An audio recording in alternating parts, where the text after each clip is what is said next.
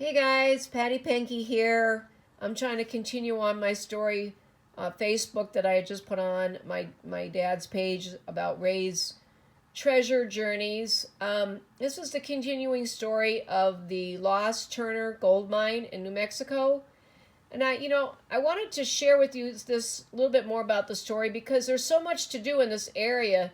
People might want to just take a mini vacation, a week's vacation, and head down there this summer. There's so much to do and see down here. I was just fascinated with the whole story. It's historical, scenic, and you may find gold. Anyway, so this is the article, The Old West. The title of the story was Captain Cooney's Fate, an 1887 treasure experience written in the 1930s. Okay, so I'm going to move on here. I got to find my little arrow. Okay. So we have a couple of small pictures here. This is all I could find online. This is the man that the story revolves around, and his brother. So this is Sergeant James Cooney, and he had a brother that went looking for him later. That was Captain Michael Cooney. Okay, so after the Civil War, men set out to find adventure and settle in the West, and maybe find yet undiscovered treasures. One such adventurous man was Sergeant James C. Cooney, who laid out a small town on the site of Elma in the early 1870s, but left it pretty much underdeveloped. The town was actually bought by a Captain Birney, who named it Elma. Though there was a town recently covered by water called Cooney Camp, which was named after James Cooney. It was a ghost town in Catron County, New Mexico, which is east of Elma. Cooney Camp was once home to gold and silver prospectors in the nearby Mogollon mountains. Now this is a picture from that article. The top photo shows the camp for the soldiers, the army area there. Fort. There you go, Fort. The second photo shows the small town of Elma. There's a lot of history in this little town of Elma. There's a few buildings left there. It's a ghost town, but I'll get on with that in a little bit here. So what about James Cooney, and what did he discover or not discover? James C. Cooney was a sergeant in the 8th Cavalry Regiment who was transferred to Fort Baynard near Silver City, New Mexico in 1870. James C. Cooney hit the big one when he discovered a rich strand of gold and silver, gold veins in the rocks in the nearby Gala and Mogollon mountains at Mineral Creek. He didn't disclose his findings, though, until after his discharge in 1875. He returned to the area in 1876 along with 2 companions to set up claim for several silver, copper, and gold areas on Mineral Creek. This site was east of Elma and a short distance north of Mogollon, New Mexico. Okay, so this is the Mogollon and Gala area here. It's like a canyon with rugged mountains, very scenic. Here shows some cliffs. Okay, so what were they looking for? Gold. Now this is a piece of gold. You can see the quartz in it.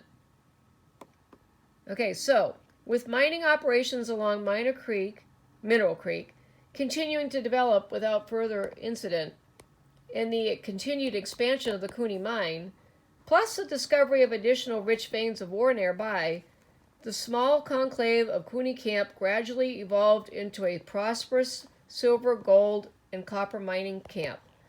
Eventually at its peak around the turn of the century, Cooney Camp could boast to having a population of 300 to 400 souls, numerous buildings and various commercial enterprises supporting the mines.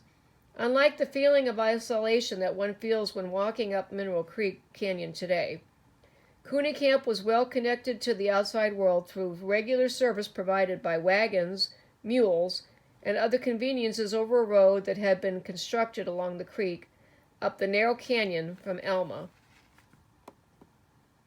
Additional veins of valuable ore continued to be found, with the result that is by 1900 a significant portion of Mineral Creek, which was under claim at that time, and being prospected and mined. 3 separate ore processing mills were in operation along the creek, the largest being a 100-ton-a-day mill owned by the Mogollon Gold and Copper Company. Now this is I took this off an atlas, New Mexico. This shows the area here, the Mogollon National Forest. This was the area right here where this gold is. Changes came in time. The continued prospecting and mining of the ore veins along Mineral Creek revealed that the ore bodies continued to the south out of Mineral Creek Canyon, over the mountain and down into the adjacent Silver Creek drainage. Excitement grew when it was discovered that veins were there more extensive and most likely richer than those along Mineral Creek. With this discovery, within a few years, a new mining camp had sprung up. That's kind of another small picture, real small, of Alma, Mexico. It says, by 1910, and the full potential of Mogollon Mining District understood, Cooney Camp was largely abandoned. Most of its buildings and mining equipment were dismantled and transferred to bustling Mogollon, which was now growing by leaps and bounds. By 1880, with help of his brother, Captain Mike Cooney, who had served in the Civil War and hired miners, had developed a prosperous silver mine, attracting new settlers to Mogollon. Okay, so now we're going to talk. Okay, there's another picture of Alma today. They do have a small grill there. It looks like a gas station. So just a couple people live there, but it would be kind of interesting, and I'll tell you more about this area in a bit. Here's a picture of Mogollon back in the early 20th century, early 1900s. And another black and white photo. There still is quite a substantial ghost town there today. So this tiny ghost town of Alma was more noteworthy history. Oh, sorry, hold on here. Okay. Here, I want to talk to you a little bit about this. I found this picture. This was one of the largest nuggets found in New Mexico. Weighed 26 pounds. I can't even imagine finding something like that. Here's a general store in Mogollon that's still standing. And now we're going to talk about Victorio. Okay, the Apache Native American chief. On April 29th, 1880, the Alma Massacre took place. Sergeant J. Cooney, Jack Chick, and a man whose last name was Bowman were on horseback riding to Alma to warn the settlers of an attack by Apache warriors at the Cooney mine in the town of Cooney, Victorio. The Apache chief had led a group of tribal members in the massacre. J. Cooney, unfortunately, and Chick were killed by this group. As many as 41 people, including 13 Mexican sheep herders and ranchers, were killed that day. There were 2 memorials erected to commemorate these events. Captain Michael Cooney's crypt, Sergeant James Cooney's crypt is one of them. It was noted by a survivor that over 300 to 600 native Apache tribes overtook the town that day. Moving on, the town of Alma didn't have a post office until 1882, and it closed in 1931, and Alma became a ghost town. Okay, so there shows a grave near Alma. And this is the crypt that, let me read a little bit about that here. Shortly thereafter, in 1889, Captain Michael Cooney, James Cooney's brother, and a few other prospectors set out to check out another potential gold discovery in the Mogollon Mountains. A man who worked for Michael had stated his nephew, John Turner, invited him to come west and meet in Silver City. This man made the journey, but Turner never showed up. Turner had told his uncle that he discovered gold on Sycamore Creek. Captain Cooney made several trips to find Turner and this gold, but to no avail.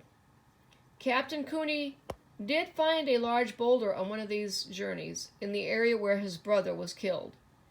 He and some miners from Pinos Altos drilled, blasted, and chipped out this crypt, carved a sepulchre, and sealed the tomb with the silver-bearing ore taken from the mine he discovered from the large rock for his brother's remains, along with his son and some other miners' remains. The sergeant, James C. Cooney, is still there today. Captain Cooney decided to give up his mining interest and move to Sirocco, where his son Charles accompanied him. Unfortunately, Captain Cooney got gold fever, determined to find the lost Turner gold mine. In October of 1914, he made way against his family's wishes to look for the gold. By Thanksgiving, he had not returned, and Charles, his son, got together a crew, and in February of 1915 resumed a search for his father. At the same time, another crew from Cliff, New Mexico, headed by J.L. Lewis, also put together some men to help in the search. It was J.L. Lewis that discovered Captain Michael Cooney remains close to the Sycamore Creek. The Sycamore Creek branches off the Gallo River, which floods now and then, and so I guess that's kind of why this gold area is lost, because of the river changing its direction. Approximately 100 yards close to where Turner's remains had been discovered is where they found Michael in the spring of 1889. After Charles identified his father's remains, they carried the body out of the area to Sirocco, where he was buried at the Old Fellows Cemetery. The captain had been 76 years old and was discovered with his diary beside his body. Although extremely hard to read, Charles wrote a message on the last page that was dated November 15th. He said, "It let in a little sunshine today, and it feels better. Turner's mine hasn't been discovered yet." This tiny ghost town of Elma was more noteworthy history. For a short time, from February 1899 until May 1900, the town of Elma was once the home of, well, yes, Butch Cassidy and Sundance Kid, but not Robert Redford and Paul Newman. This is the actual picture of Robert Leroy Parker and the Sundance Kid, infamous Wild Bunch gang. So this was Butch Cassidy right here, and that's Sundance Kid, and that's the Wild Bunch gang. It was said that Butch Cassidy ran his saloon in Elma, there under the name of Jim Lowe. They worked at the nearby W.S. Ranch. If I can find a picture of that here. That's kind of what it looks like today, the W.S. Ranch. The Outlaws, part of the famous Outlaw Trail gang, used the W.S. Ranch near Elma as their headquarters when they worked as cowboys when hiding from the Pinkerton detectives. Reportedly, the foreman and ranch manager were super happy with the Wild Bunch's work since the rustling stopped while they were employed at the ranch. Tom Ketchum, Harvey Logan, and William Antrim, Billy the Kid's stepfather, also lived in Elma at some point. The present turnoff to the W.S. Ranch is merely a mile from what is the center of Elma today. For the Outlaws, this meant the town's saloon, post office, general store, and dance hall were conveniently located next to the bustling town of Mogollon, which was just 9 miles away. That shows you kind of how the area was kind of pretty rugged. A great place to hide. That is the Outlaw Trail, or part of it. And this is the town of Mogollon. So let's see here. Okay, so this is another picture of Mogollon, and there was an occupant of the town who used to be part of the saloon. Her name was Agnes Meter Sneeder. One of Cassidy's partners at the Mogollon location stated that he was a great dancer and recalled Cassidy as being a real gentleman, but wild and reckless. Today, Alma is a New Mexico ghost town. It's situated on U.S. Route 180. The town has a restaurant and a small store, as we showed in the pictures earlier. There is a cemetery with more than 100 burials dating from the 1880s to present. And also, you will find the W.S. Ranch Cemetery and Cooney's tomb. And I wanted to talk to you a little bit more about Mogollon. There's a mine there, still left at the ghost town. Okay, these are the cliff dwellings. Way before Mogollon became a miners' town, it was home to Mogollon tribe of Native Americans for several years, from 200 AD to 1450 AD. In fact, the first homemade southwestern pottery came from Mogollon. There's another cliff dwelling location. There's some pottery shards there. And some more pottery. Okay, this is a catwalk there, but I'm going to say a little bit more about this area. During the late 1800s, with the discovery of rich veins of gold and silver ore on Silver Creek, Mogollon was one of the West's richest and wildest mining towns. In its heyday, during the 20th century, Mogollon had a population of 3,000 to 6,000 souls, and because of its rugged terrain and isolation, was truly one of the wildest shoot-'em-up mining towns in the West. Mogollon is approximately 75 miles northwest of Silver City, New Mexico, off of US 180. The town itself is a 2-hour drive north of Silver City, surrounded by the Gala National Forest and Gala Wilderness. Make sure to get directions locally before heading out, and be prepared for one heck of a windy road up the sides of the rugged cliffs and mountains in the Mogollon Canyon. In fact, they put up a catwalk, and that's what this is. This is a trail that was really scenic among the boulders in the canyon there. There's a mineral creek, and you can see where the rocks were carved out of the creek. There's the catwalk again. Looks like quite a place to take a hike. I mean, like I said, history, gold mining, you can do some metal detecting, visit the ghost town, stop at the cafe. There's some more of the catwalk in the Mineral Creek. And in 1973, a spaghetti western called My Name is Nobody, starred Henry Fonda, was filmed in Mogollon. A saloon and general store were built as part of the movie set. Today, the town of Mogollon is privately owned. For more on the Lost Turner Gold Mine, read my post about the 1970 Old West magazine.